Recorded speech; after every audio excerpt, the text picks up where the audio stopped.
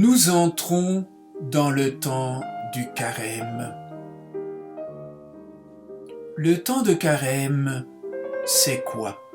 C'est le souvenir du Christ qui passa 40 jours dans le désert. Et quand est-ce qu'il commence? Il commence le mercredi des cendres, qui marque en fait l'entrée en carême.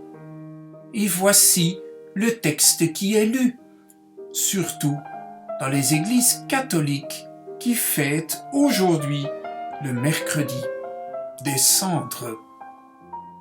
Revenez à moi de tout votre cœur dans le jeûne, les larmes et le deuil.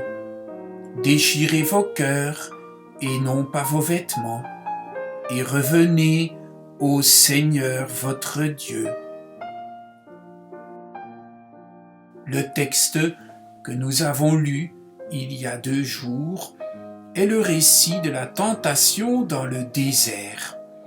Et nous voyons ici une illustration de 1310, une peinture de 1310.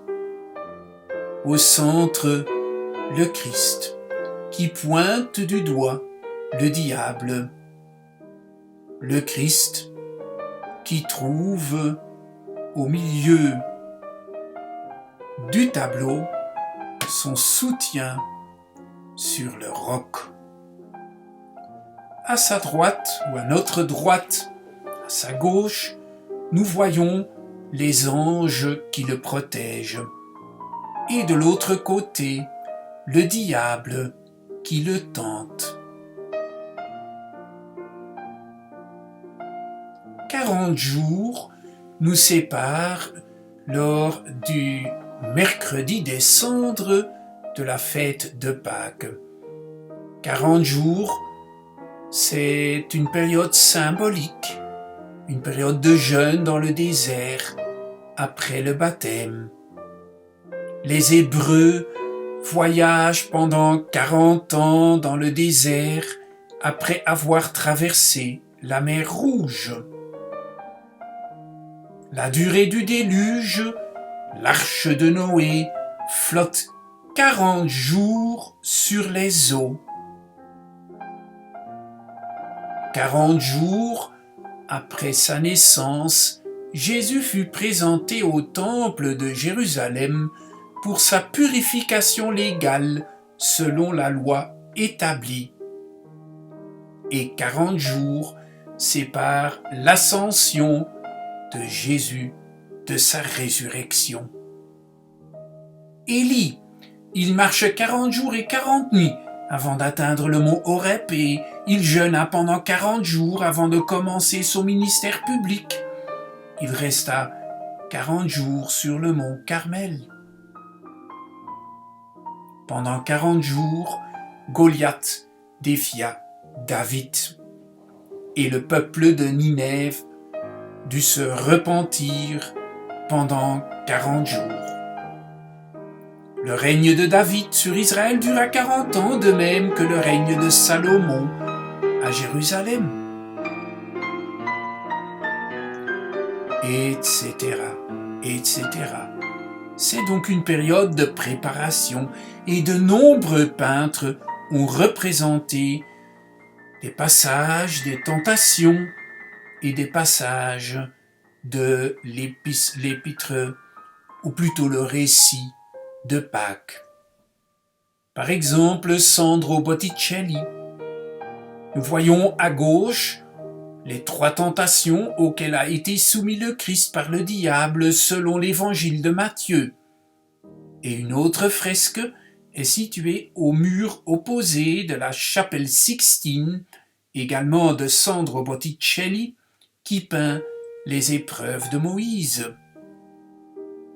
Un détail, en haut, à gauche de la composition, le Christ rencontre le démon sous les traits d'un ermite, qui l'invite à changer les pierres qui se trouvent à ses pieds en pain. À gauche, au milieu, le Christ est entouré de ses anges. Au centre, le Christ et le démon sont sur la lanterne d'un temple. Le démon invite le Christ à se jeter dans le vide et à être sauvé par les anges. À droite, le Christ fait précipiter le démon nu dans un ravin après son refus de le laisser dominer le monde, et derrière 3 anges préparent la table de l'Eucharistie, de la Sainte Communion. Au centre, devant le foyer, se déroule un rite sacrificiel, celui offert par le lépreux après être guéri par le Christ, où le prêtre symbolise-t-il Moïse qui passe la loi et le jeune homme s'identifiant au Christ qui sera lui-même sacrifié pour le salut de l'humanité entière?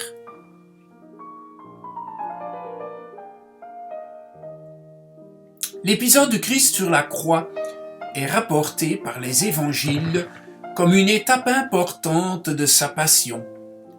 Mais saviez-vous que, dans les premières représentations, le Christ est percé de 4 clous, 2 aux pieds et 2 aux mains. Plus tard, avec 3 clous. Et pourtant, c'est anatomiquement peu plausible. Généralement, le pied droit est surimposé sur le gauche. Mais pourquoi? Généralement, la droite est le symbole du bien, de la justice, en tout cas dans l'Antiquité. Les 3 clous sont peut-être une allusion à la Sainte Trinité. Et saviez-vous qu'il y a dans les représentations iconographiques, les peintures, 4 types de crucifixion?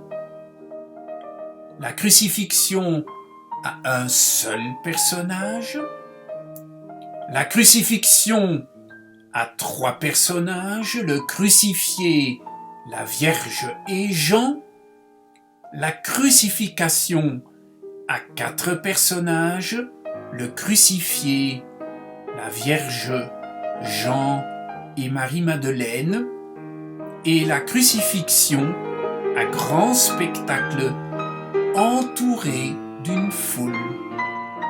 4 types de représentations. Pour commencer Rembrandt, la crucifixion à un seul personnage, comme son maître Pierre-Paul Rubens. Remarquez les 3 clous.